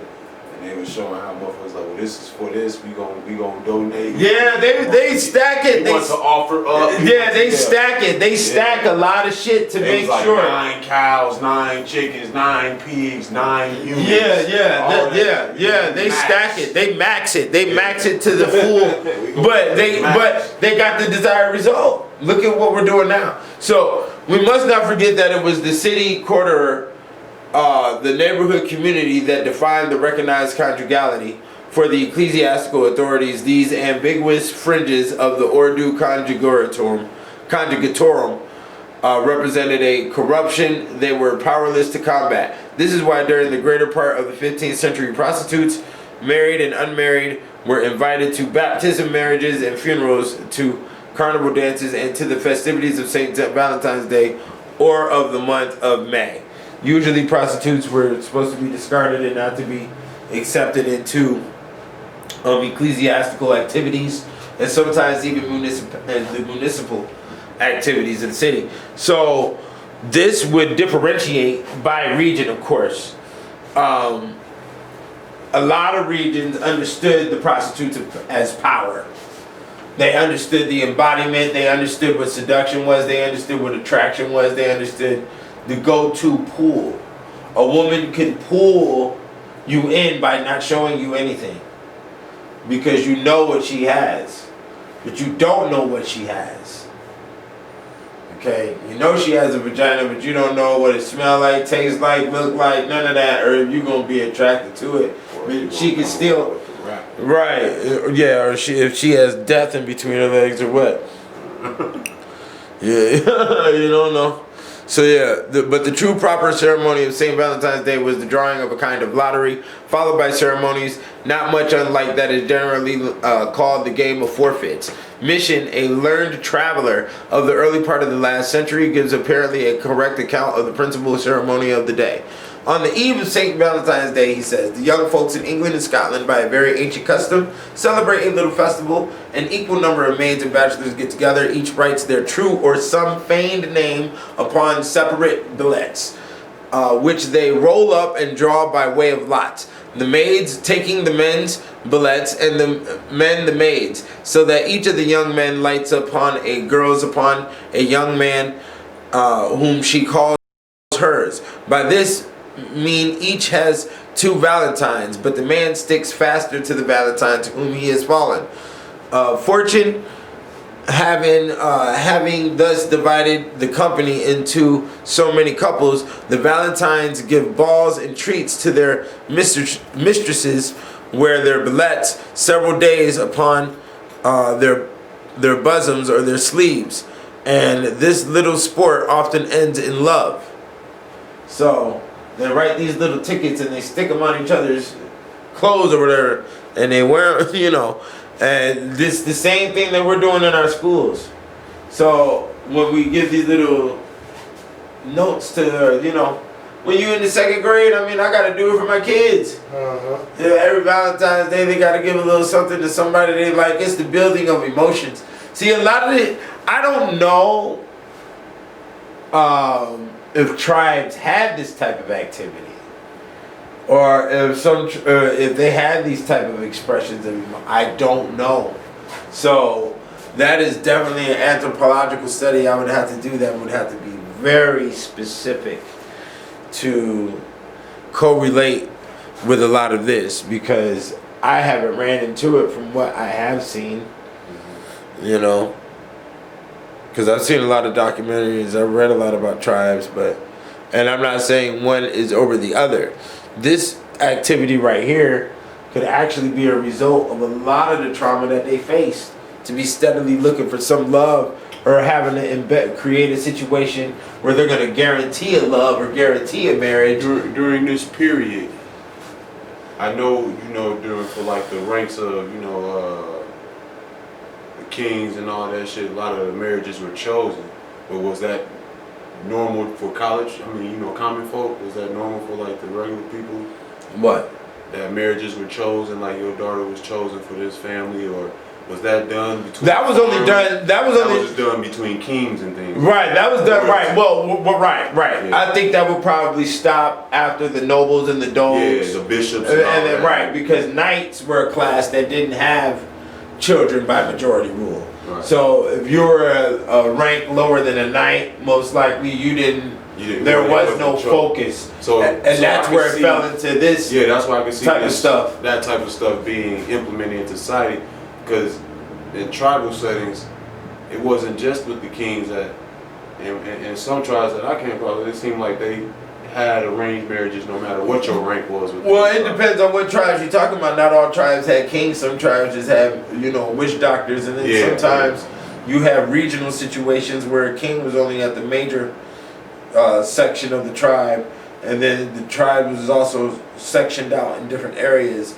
and they had smaller ranker leaders watching those situations. That's similar to the kings in Europe. They had earls and other Yeah, stuff. the earls and the landlords and all that other shit. You know what I'm saying? Right. They had the same type of structure amongst the tribes. But did they have... I think that the St. Valentine's and the enforcement of trying to basically... What this is catching.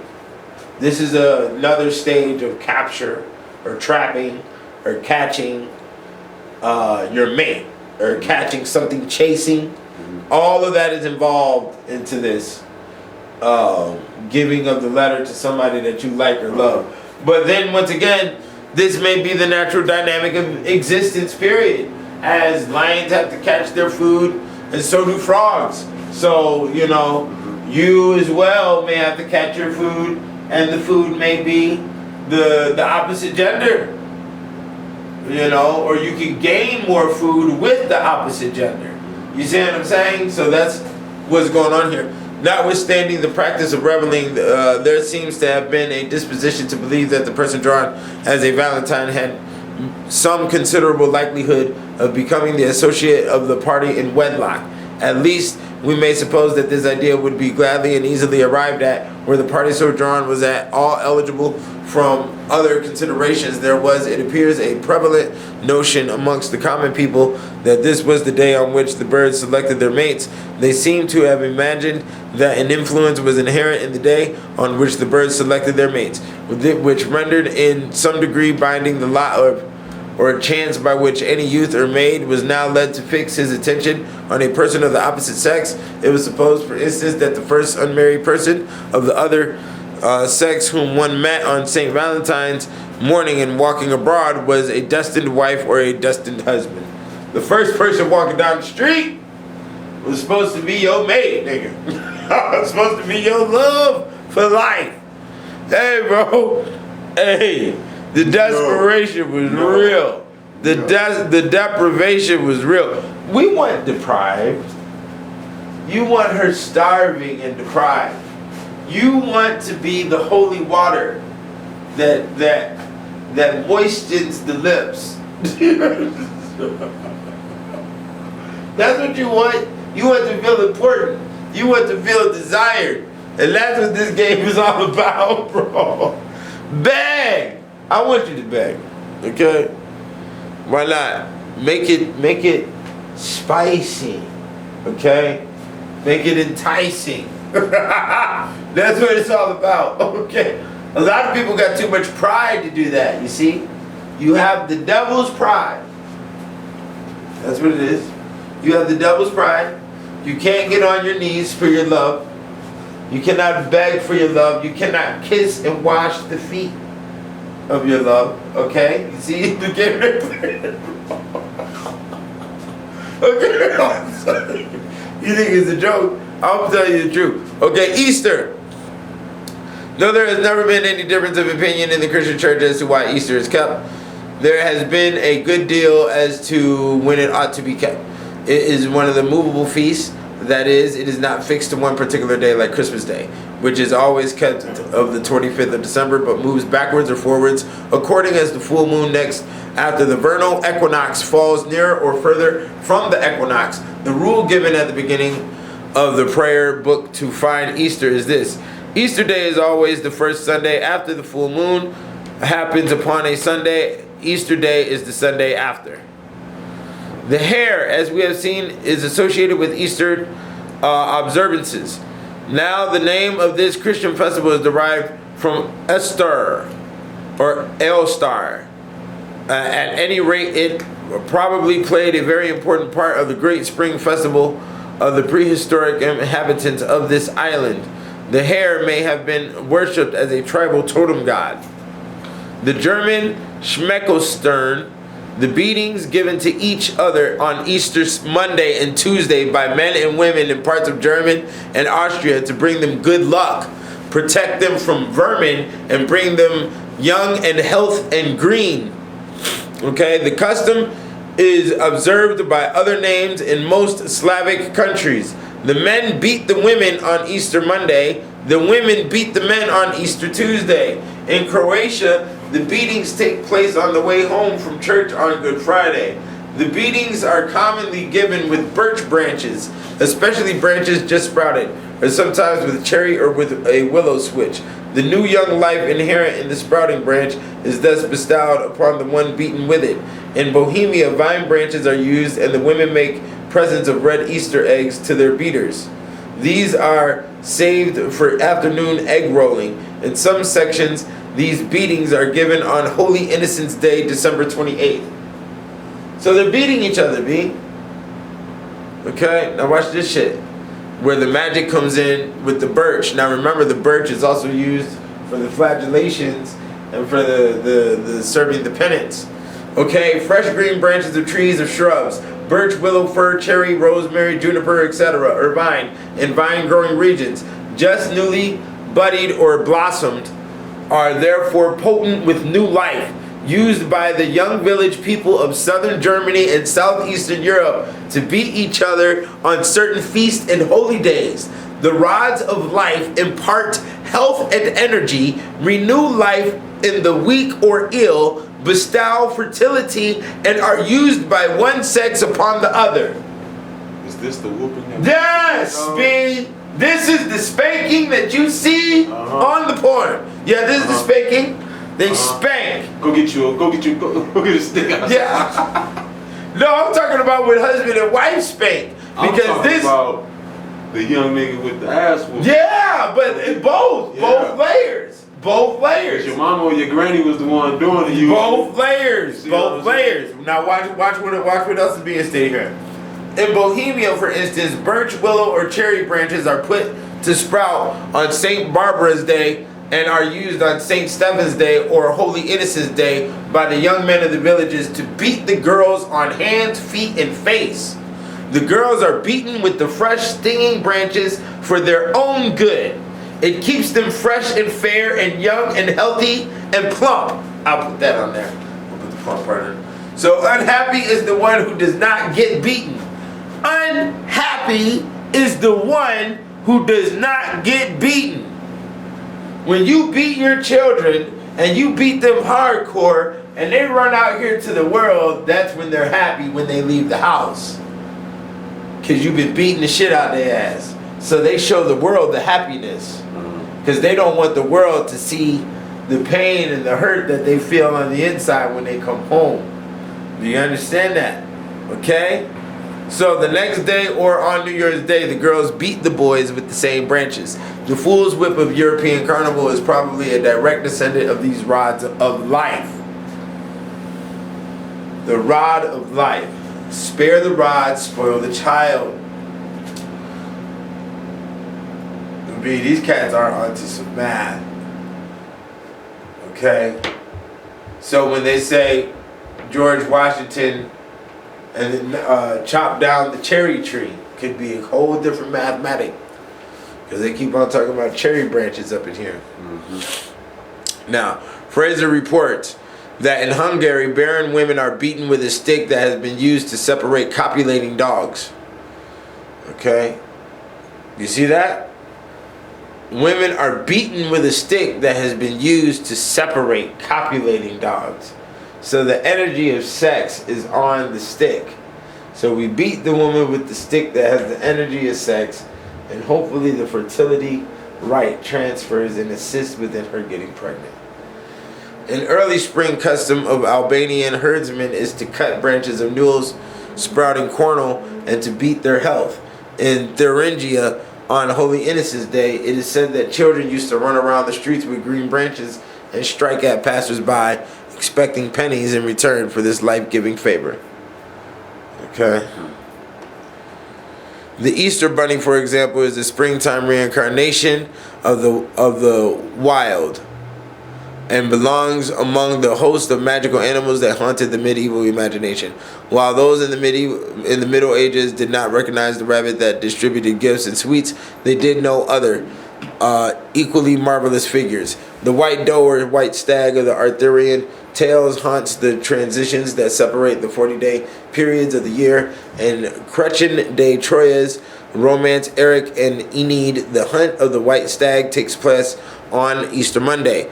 as if there was a need to recall the connection between this animal and the moon or the equinox. In fact, the lunar body governs the appearance of fairy animals and provides the rhythm of their annual reappearance, while these soul guiding animals serve as mediators between human world and the other world. And in modern folklore, traditional Easter eggs are supposedly carried to children by the bells on their way back from Rome or by the Easter Bunny himself. In Germanic regions, however, this role of the enchanted rabbit is played by entirely different animals.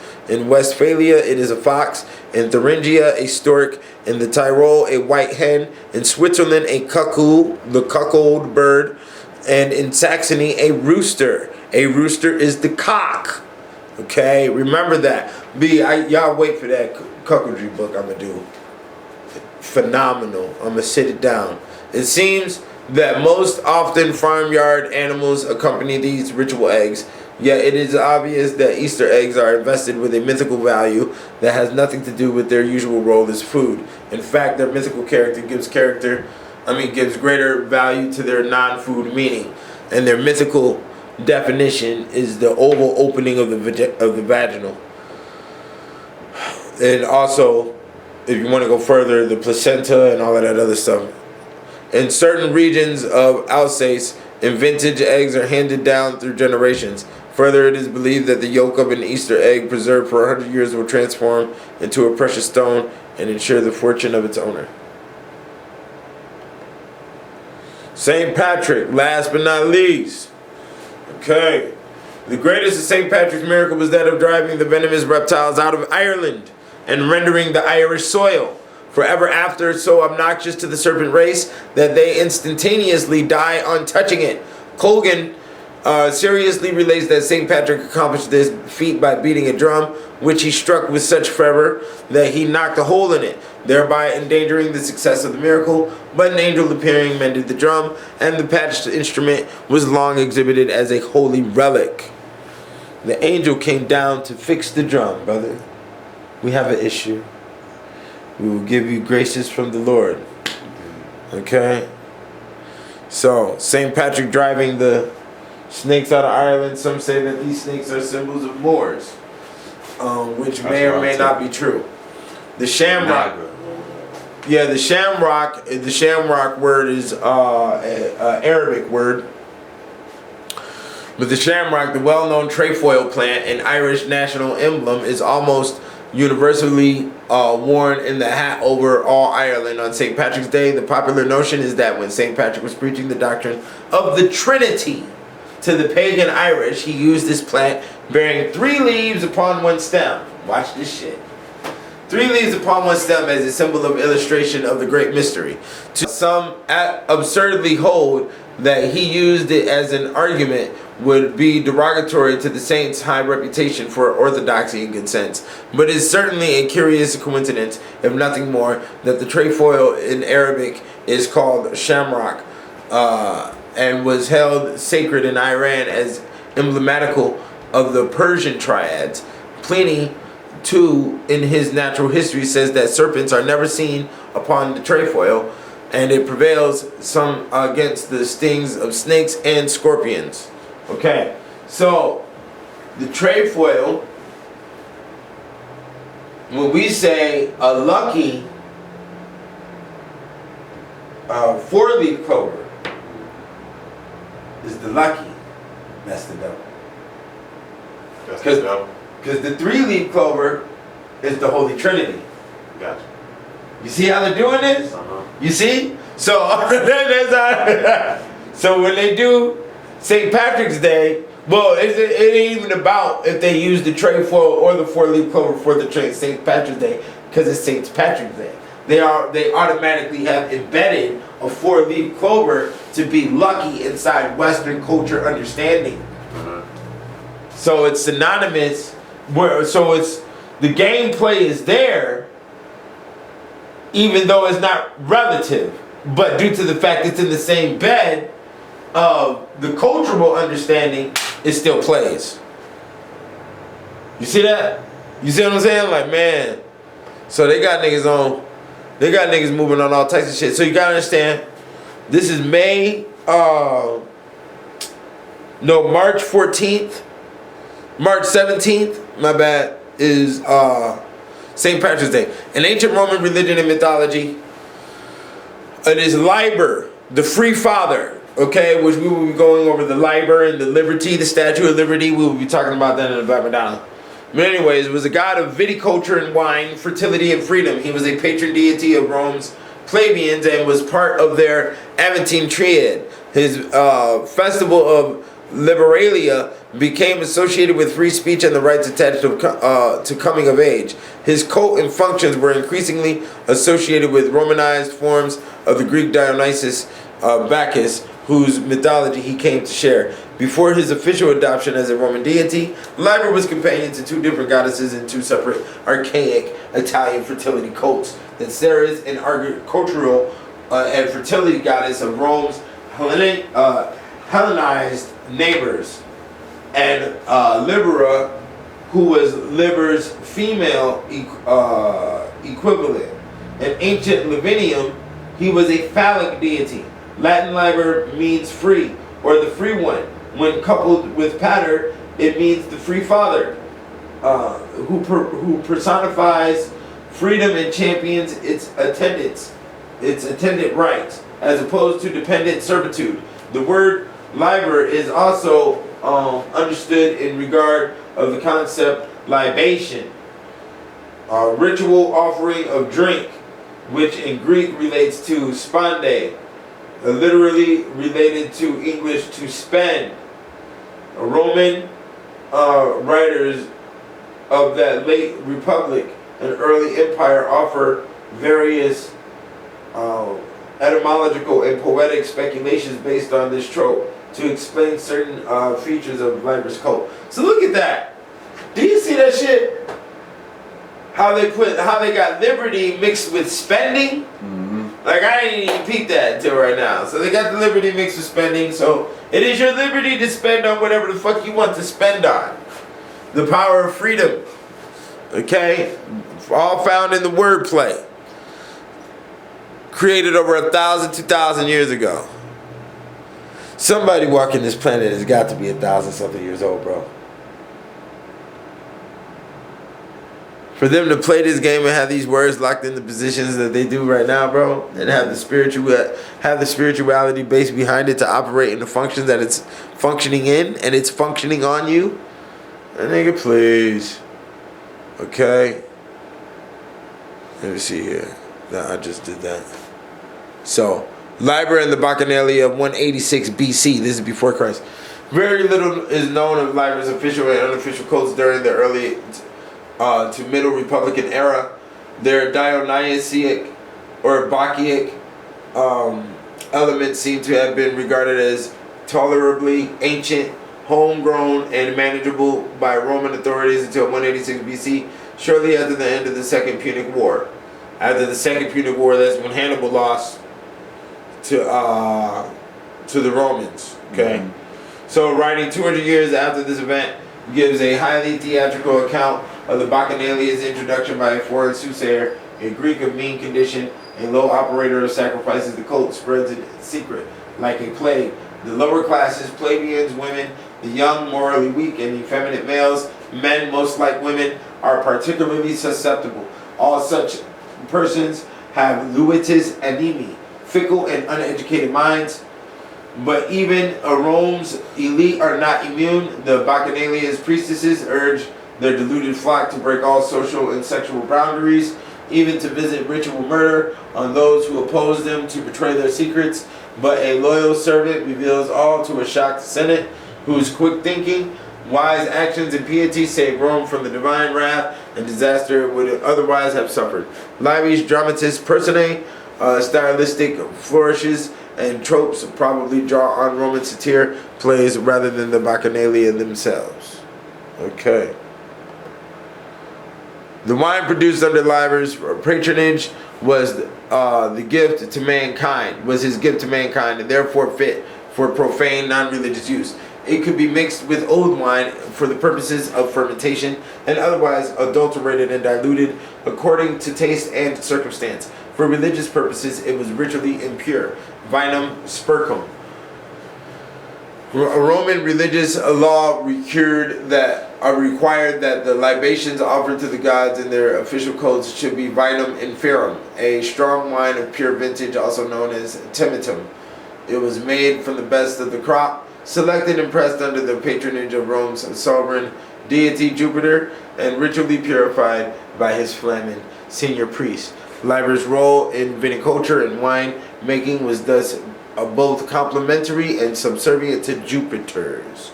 So I put that in there just to let you know that this wine and that liquor shit is very serious, my nigga. And that it's over 1,000 years ago, they had the creation of wine and certain liquors aged according to the movements of planets.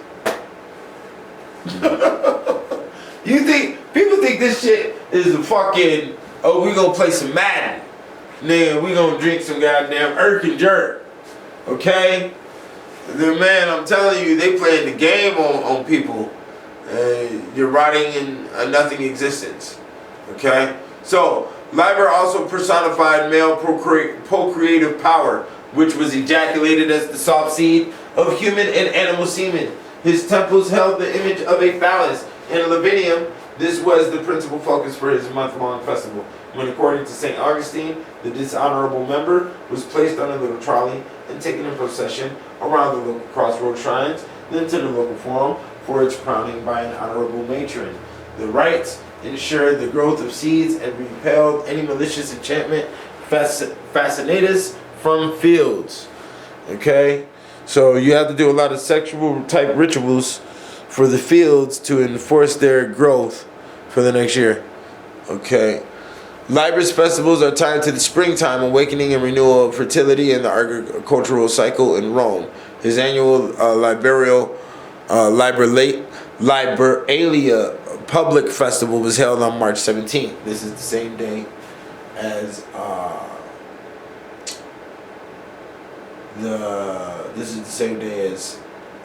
St. Patrick. That's why I'm going in on this. A portable shrine was carried through Rome's neighborhoods. Liber's aged ivy-crowned priestesses offered honey cakes for sale and offered sacrifice on behalf of those who bought them. The discovery of honey was credited to Liber Bacchus.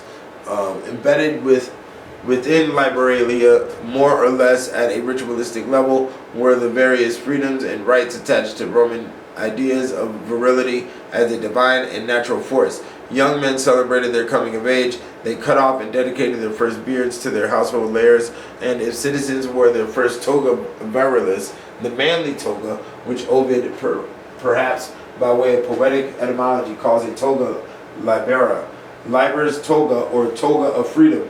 These new citizens registered their citizenship at the forum and were then free to vote, to leave their father's domus, household, choose a marriage partner, and, thanks to Liber's endowment of virility, father their own children. Ovid also emphasizes the less formal freedoms and rights of Liberalia from his later place of exile, where he was sent for an unnamed offense against Augustus having to do with free speech.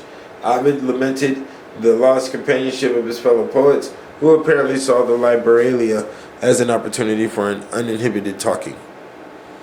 Okay, so that was that. Okay, that was it for the St. Patrick. St. Patrick's Day obviously has a deeper reason on the drinking. St. Patrick's Day is also, St. Patrick himself, the saint, is connected with werewolfism, and he's also connected with the liquor as well as St. Patrick, and the word poteen. Poteen is used as a mead type of ingredient in Old Europe for liquor, and poteen has a connection with the word Patrick on the root etymology of it. So that's it for the volume 3. That's it for the holy days. I hope you got some game. That was all the way from Halloween to St. Patrick's. So y'all get at me, get the books. You know where to find me. KickedOutOfHeaven.com.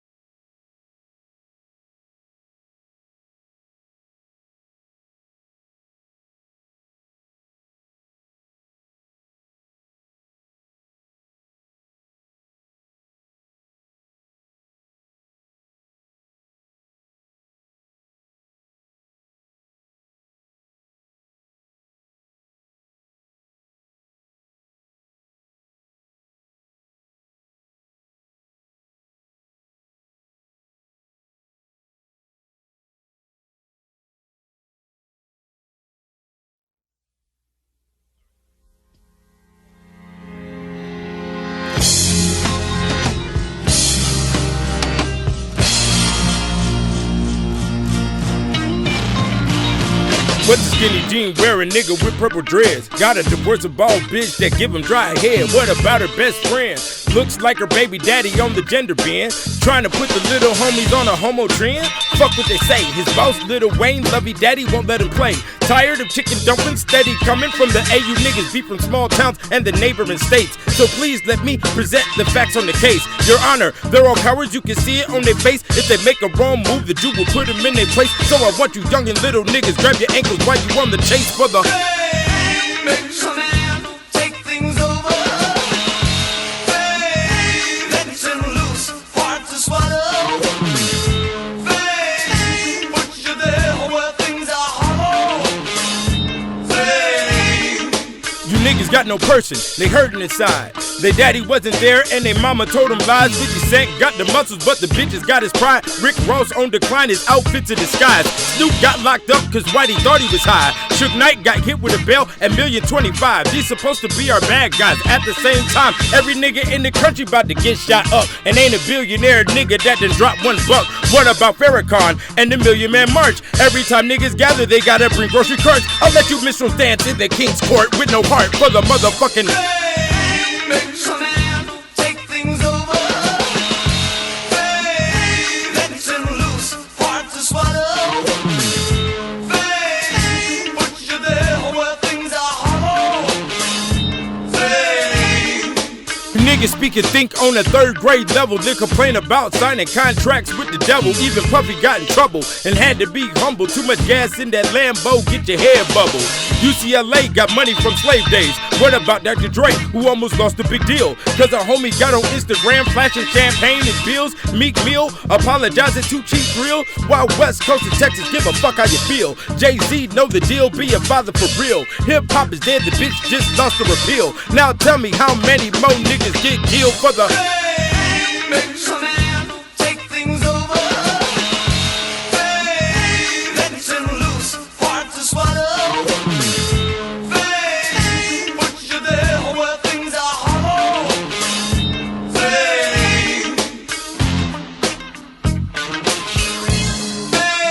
Your brain is just the flame. The bunch of just to keep you in.